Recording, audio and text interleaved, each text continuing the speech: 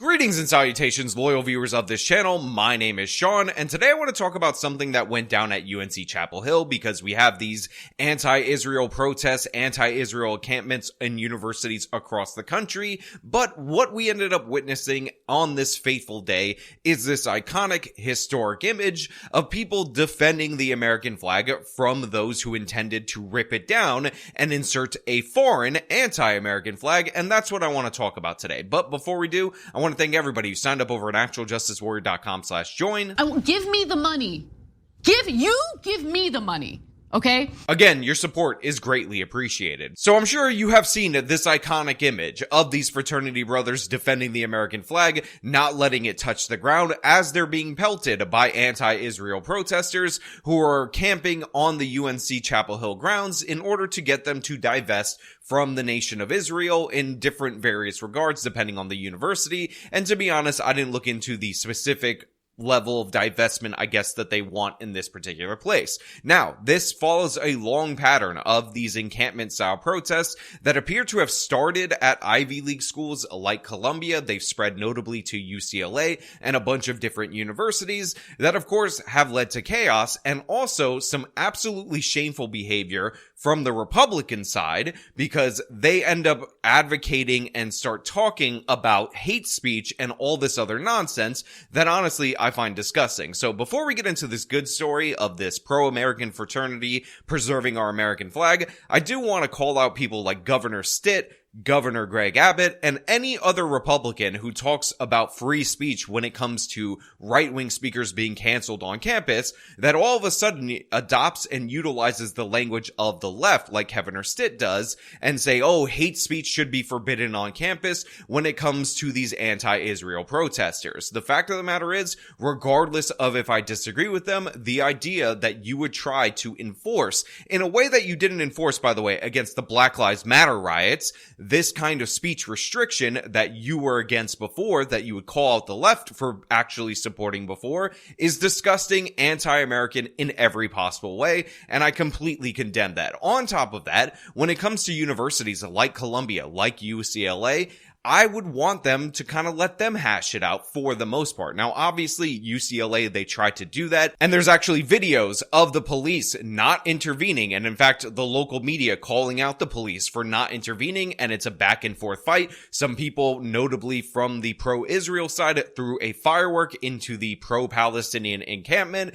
and it was an absolute disaster. And then, of course, when the police did intervene to break this thing up, people then criticized the police for intervening to break it up. So you can't win if you're the police, I understand that. But for the most part, the way that I think that this should go is similar to how it's going in Columbia, and that is where the university is totally screwed over by the different various conflicting stances that they took, because my real genuine position on these particular protests is as follows. I am no fan of these anti-Israel protesters. I'm no fan of the costume headscarf thing that they're all wearing. I think it's ridiculous and absurd. I don't like the camping or any of that. That being said, if anybody deserves to have these tactics be used against them and to be in a conflict with all their different various stances, it is the universities, and specifically the Ivy League universities. Remember during the Black Lives Matter riots when our stuff was being destroyed, our storefronts were being looted, our cities were being irreparably harmed, and these same woke people put out books and essays about how looting is actually good, it's the voice of the unheard, and we should just take it and never call the police? Well, guess what, Columbia? You are now engaged in a situation where you're facing the same kind of destruction that you praised when it was impacting average everyday Americans. So suck it up.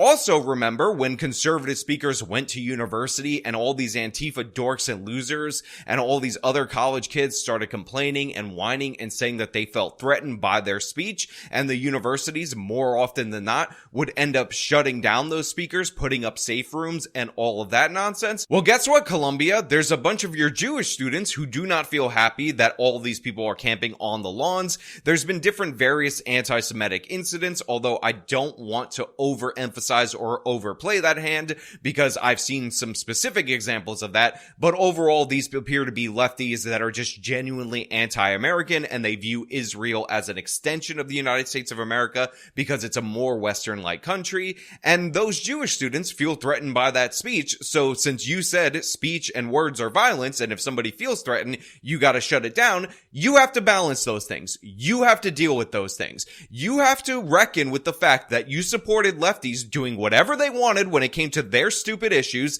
their stupid causes, because their cause has some greater superior morality, but also at the same time, when you say or do anything on your campuses that offends somebody, you have to shut it down. You figure out how that works, University of Columbia, enjoy it, and the same goes for any of these institutions that held that same stance. Now, setting that aside, we will talk about Columbia maybe a little bit later on this channel. I want to talk about UNC Chapel Hill, because this was an amazing image right here. And to give you guys the setup, the American flag represents all of us here at this university. Benjamin Groshnik and a handful of other students have been displaying U.S. and Israel flags throughout the protest. When I came out here today and I saw that instead of the American flag that we usually have, that the Palestinian flag was up there, I was definitely scared. Protesters briefly flew the Palestinian flag over the quad, forming a human chain in an effort to prevent it from being taken down. The symbolism of, putting up the Palestinian flag, that's not something to be, undermined. No one is saying,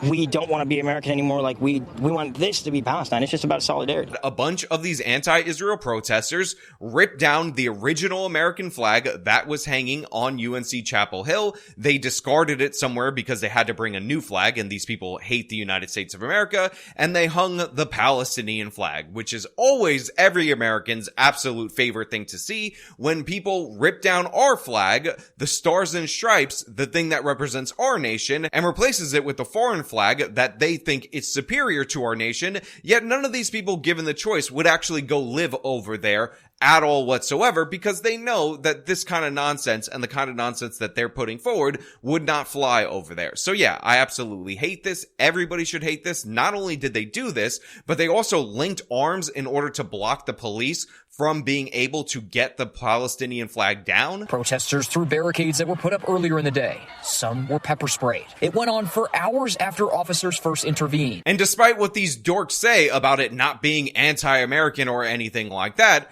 they're exactly 100% wrong, because most of these people that are out here, although there are some Muslim people, and let's be honest, if you're from an Islamic background, you're probably overwhelmingly invested in the Palestinian cause. 99% of the people that I met are clearly on that side of the issue, but most of these students are just leftists, and they hate the United States of America for the same reasons that they hate Israel, because they say colonialism, settler colonialism, so horrible, oh my god, the United States of America. So ripping down the American flag is not a bug, it's in fact a feature. After university administrators brought a new flag, they tried bringing that one down as well. Now, after a bunch of these anti-Israel protesters ended up getting physically arrested and restrained in order to restore an American flag to that flagpole, they decided, when the cops kind of backed off a little bit, that they were going to target it again. But this time, all of a sudden, out of nowhere, from the top rope, a fraternity stepped up. A bunch of guys decided, you know what? We are not going to let this flag touch the ground, and we don't give a damn what these Palestinian protesters think about that. So you have this amazing image of these guys standing right there, holding up the flag as they almost brought this down, while they're being pelted with water bottles and all kinds of other things, being shouted at, being shoved, and all these other issues that these people had to engage in to save our American flag. These moments on UNC's campus are resonating with thousands across the country. When we went in, we said, we will not let the headline of this day be an American flag falls at UNC. I love that. I love the fact that these guys were like, no, today is not going to be the day the American flag falls. We're not going to fall to this anti-Israel movement, anti-Western movement. It's not going to happen. We're going to stick up for it. And just look at them step up and look at the confidence that this guy is putting forward in his positions. You got to respect it a ton. After university administrators brought a new flag, they tried bringing that one down as well. My friends and I kind of looked at each other and then said, we should go over there. Jason Calderon joined several of his fellow students in propping up the flag to prevent it from touching the ground. All while he says he and others were pelted with objects from protesters. Yeah, that's right. After the university replaced the American flag, which may have actually been destroyed by these anti-Israel protesters, these guys, when they saw them encircling it, decided that they were going to step up, they were going to fight back. And by the way, in an actually peaceful way, they weren't physically fighting back, and they weren't going to let the flag fall, again, for a foreign flag. So many Americans in history have fought for the ideals of justice and freedom that that flag represents. And who are we if we don't take some water balloons and take some yelling and some chaos to, reap the benefits of what they've sown for American society? Now, I know a lot of people out there in my audience disagree with me on the issue of Israel, and they pretend like I don't know that foreign governments have way too much influence on American politics, and yes, that includes Israel, but the facts are what they are, and you can see them as represented on the ground. Who is ripping down the American flag? Who is trying to destroy our symbols? And who is participating in the holding up of the American flag? Now, this is something that people often get wrong. You can see right there are Israeli flags in the mix of people defending the American flag. And I don't have a problem with this at all whatsoever. Just like I don't have a problem with people of Mexican heritage having the Mexican flag alongside or underneath, really, the United States flag. Same goes for the Venezuelan flag, same goes for whatever flag of whatever your country of origin is. But what I have a problem with, and we see this a lot with different various groups and different various left-wing movements within the United States that are representing whatever ethnic group, is when they rip down the American flag of our nation, and a lot of times it's the nation that these people chose to come to, that all of a sudden they've been indoctrinated to hate, and replace it with the flag of a foreign country. So you want to say, I'm proud to be a Mexican person, incorporate the Mexican flag, but not do anything to disrespect the American flag? I'm totally fine with you. But you want to rip down the American flag in the United States of America and put up the Mexican flag, Palestinian flag, Venezuelan flag, any flag, British flag? Absolutely not. I'm gonna be against you. And even though clearly some of these students who are defending the American flag are obviously holding the Israeli flag, which is a foreign nation's flag,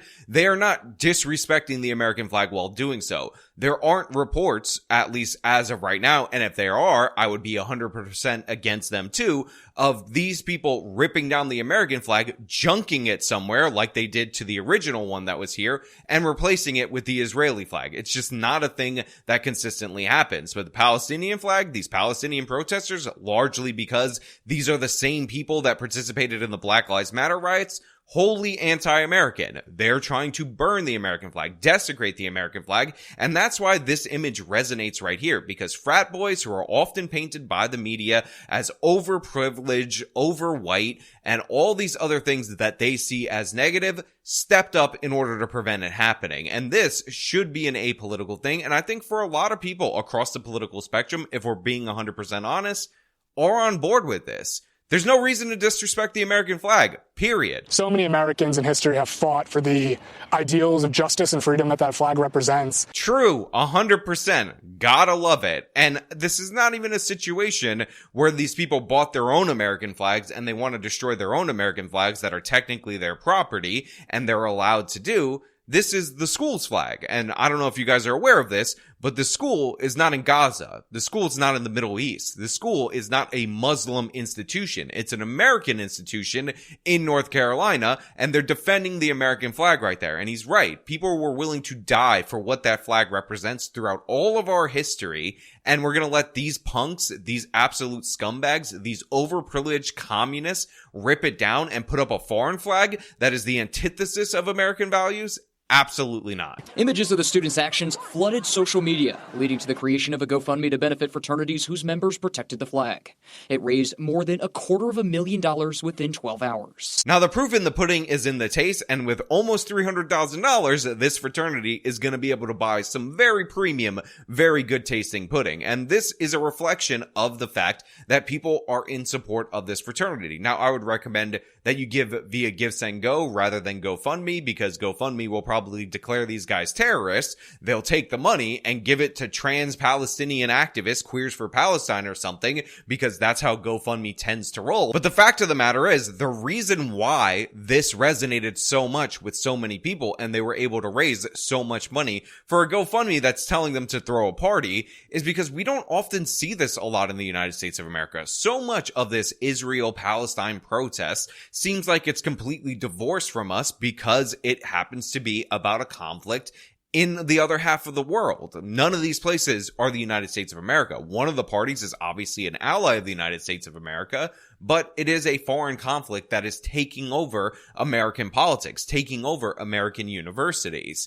And it's nice to see these young men who, by the way, disproportionately white men, let's be perfectly honest. Obviously, there's some Jewish people in there. I've seen other interviews where they're clearly wearing the Star of David and all of that, but disproportionately white men, and in a fraternity to boot, considered the lowest of the low in UNC, standing up for American values, saying that we're going to fight for this country. And even if you say them fighting for this country by holding up this flag while being pelted and all that is them fighting in a symbolic way, not in the same way that the military has done throughout the history of this country, what you seem to be missing is that symbols matter. The American flag is a symbol of values, and it is a good thing when average American people decide that they want to defend that symbol of this nation, that they still care about the values of this great country. So yeah, and by the way, the protests between Palestine and between the Israeli side in North Carolina is the most symbolic nonsense of all time anyway. So this is all about symbolism